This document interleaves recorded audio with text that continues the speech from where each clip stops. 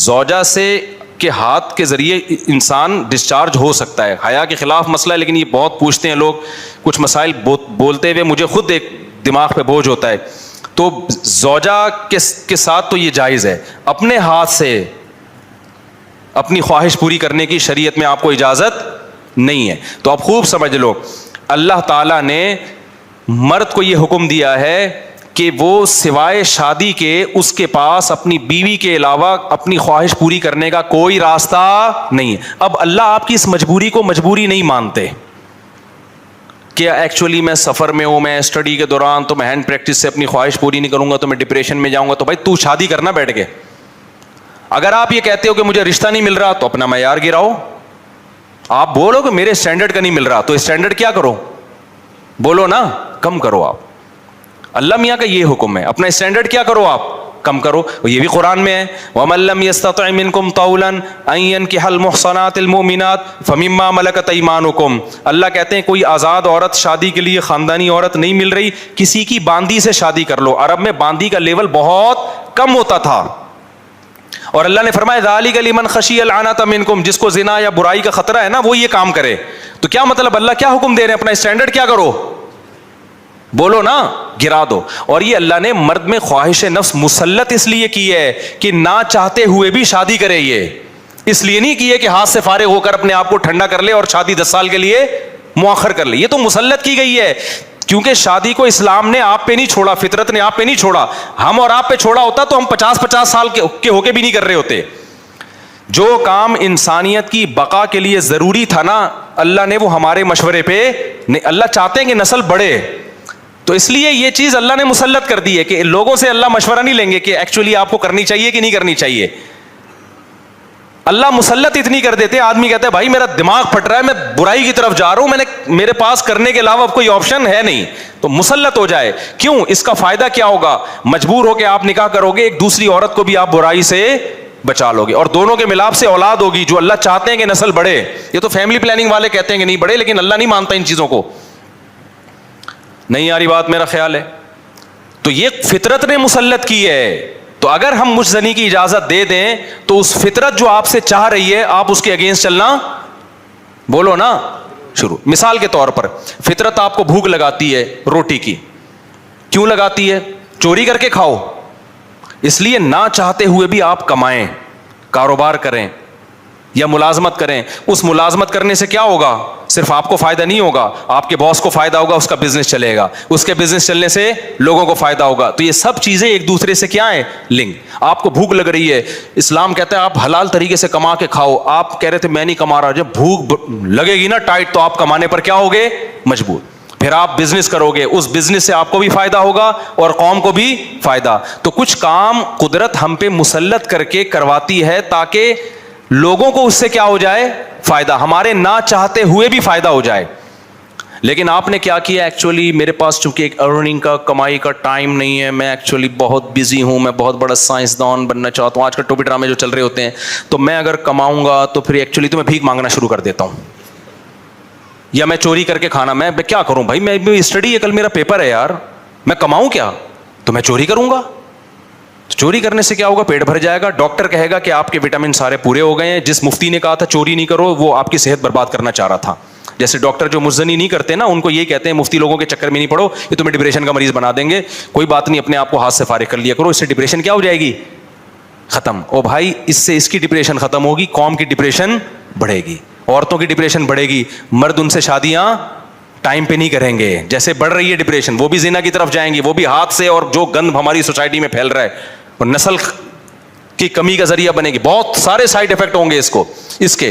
تو فطرت آپ پہ بھوک مسلط کرتی ہے, نہ چاہتے ہوئے بھی آپ روٹی کماؤ, امتحان کو مؤخر کر دو, کیونکہ روٹی کمانے کی فکر ضروری ہے, اس سے دوسروں کو بھی روٹی ملے گی, اس کو بھی بزنس ملے گا. تو فطرت جو بیسک ضرورتیں ہیں نا وہ ہم سے نہیں پوچھتی, وہ ہم پہ مسلط کر دیتی ہے. تو صحیح آدمی ہوگا, صحیح ڈاکٹر ہوگا, وہ کیا کہے گا, یار بھوک لگ رہی ہے نا, پڑھائی کو ایک طرف رکھ, تو ایسا کر, کچھ کما یار, کچھ سائڈ بزنس کر لے. اس بزنس سے پھر قوم کو کیا ہونا شروع ہو جائے گا, فائدہ. اگر فری پھوکٹ میں ملنا شروع ہو جائے تو وہ سارا سیٹ اپ کیا ہو جاتا ہے. تبھی تو میں اس کے خلاف ہوں, یہ جو دسترخوان لمبے لمبے بچھائے ہوئے ہوتے ہیں, امیر غریب کا فرق کیے بغیر کھلا رہے ہوتے ہیں, اس کا نقصان یہ ہے کہ لوگ اپاہج بن جاتے ہیں. پھر ملازمت کرنا چھوڑ دیتے ہیں, مزدوری مہنگی ہو جاتی ہے کیونکہ مزدوروں کو جب فری میں اتنا مل رہا ہوتا ہے وہ کہتے ہیں اب ہمیں ضرورت کیا. ہاں کہیں ایسے مزدور ہوں جن کی دہاڑیاں کم ہو, وہ ایک الگ بات ہے. تو اب سمجھے اسلام اور دین فطرت ایک ہی چیز کے دو نام ہیں. تو اللہ میاں نے جب حکم دے دیا ہمیں کہ تمہارے پاس نکاح کے علاوہ کوئی راستہ نہیں ہے, تو اٹ مینز اب کوئی راستہ نہیں. اگر کسی کو لت پڑ چکی ہے تو توبہ کرے, عادت چھوڑنے کی کوشش کرے. وہ بڑا وبال ہے, بہت بڑی برائی ہے جو ہمارے معاشرے میں آہستہ آہستہ جڑ پکڑتی جا رہی ہے, اور اس سے بیماریاں بھی پھیلتی ہیں. غیر فطری طریقہ ہے, بیماریاں بھی پھیلتی ہیں. ایسے کیسز آتے ہیں کہ جناب وہ مرد مجبور کر رہا ہے بیوی کو, اور وہ بیوی جو ہے ساتھ نہیں دیتی تو پھر اس کو طلاق کی دھمکیاں دیتے ہیں. ایسے کیسز بھی آتے ہیں. اور یہ بھی آتا ہے کہ مرد جب اپنی بیوی کو غیر فطری طریقے پر مجبور کرتا ہے, بیوی آمادہ نہیں ہوتی, تو مرد پھر یہ دھمکی دیتا ہے کہ بھائی میری خواہش تو تم سے پوری ہوتی نہیں ہے, پھر میں دوسروں کے پاس جاؤں گا. تو یاد رکھیں, جس عورت کا شوہر یہ دھمکی دے اس کو کہ میں زنا کروں گا اگر تم نے میری خواہش پوری نہیں کی غیر فطری طریقے سے, تو عورت اپنے شوہر سے کہہ دے کہ جاؤ تم کہیں اور جا کے منہ کالا کرو, تمہاری فطرت میں گندگی ہے تو یہ مجھے گندا بنانے کی کوشش نہ کرو. اس کو زنا کرنے دیں, وہ اللہ آخرت میں اس سے بھگتے گا. اس حوالے سے ڈاکٹر حضرات کی جو ذمہ داریاں ہیں, ڈاکٹر وہ ذمہ داری پوری نہیں کر رہے. ڈاکٹر ہمیں یہ تو بتاتے ہیں کہ سگریٹ کے کیا نقصانات ہیں. سگریٹ کے ہر ڈبے پر لکھا ہوتا ہے کہ خبردار تمباکو نوشی صحت کے لیے مضر ہے. لیکن ڈاکٹر حضرات یہ کیوں نہیں واضح کر رہے کہ خبردار بے حیائی آپ کی صحت کے لیے سگریٹ سے بھی زیادہ نقصان دہ. بہت ہی حیرت ہوتی ہے کہ جو ڈاکٹروں کی ذمہ داری تھی وہ کام اب علماء کے ذمہ لگا دیا گیا, یعنی علماء اس پر بات کریں کہ یہ آپ کی صحت کو یہ چیزیں نقصان پہنچاتی ہیں. تو میں یہ آپ کے سامنے عرض کروں گا, میں زیادہ لمبی چوڑی بحث نہیں کروں گا, آپ کو ایک یعنی مختصر اور جامع بات آپ کے سامنے رکھوں گا کہ دیکھیے, جب بھی آپ کسی لذت کو غیر فطری طریقے سے حاصل کرنے کی کوشش کریں گے تو آپ میں جو نیچرل ڈیزائرز ہیں وہ خود بخود کم ہو جائیں گی. اس کی میں ایک مثال دیتا ہوں آپ کو. جو لوگ پہلے لوگ کیا کھایا کرتے تھے, شہد کھایا کرتے تھے, دودھ پیا کرتے تھے, یہ طاقت کی غذائیں صبح و شام استعمال کی جاتی تھی. اب لوگ آ گئے ہیں کافی پر, چائے پر, سگریٹ پر. تو آپ مجھے بتائیے کہ کافی پینے والا, چائے کا استعمال زیادہ کرنے والا, یہ سگریٹ زیادہ پینے والا, اس کو کیا دودھ اور شہد میں وہ مزہ آئے گا جو اس کو سگریٹ میں مزہ آتا ہے؟ ظاہر ہے اس کو سگریٹ میں زیادہ مزہ آئے گا. اب اس کو دودھ میں وہ رغبت رہی نہیں ہے. اس کو جو نیچرل غذائیں ہیں ان میں اس کی طبیعت ان چیزوں کی طرف مائل ہی نہیں ہوتی. اور جو آدمی ہیروئن کا عادی ہو جائے, آپ اسے کتنا ہی مرغوب کھانا سامنے رکھیں, وہ ہیروئن کی طرف لپکے گا, وہ اس مرغوب کھانے کی طرف نہیں جائے گا. فطرت سے انسان جب ایک دفعہ ہٹتا ہے تو یاد رکھیے اس کا فطرت پہ آنا بہت مشکل ہو جاتا ہے, اور اس سے اس کی باڈی کو بہت شدید نقصان ہوتا ہے.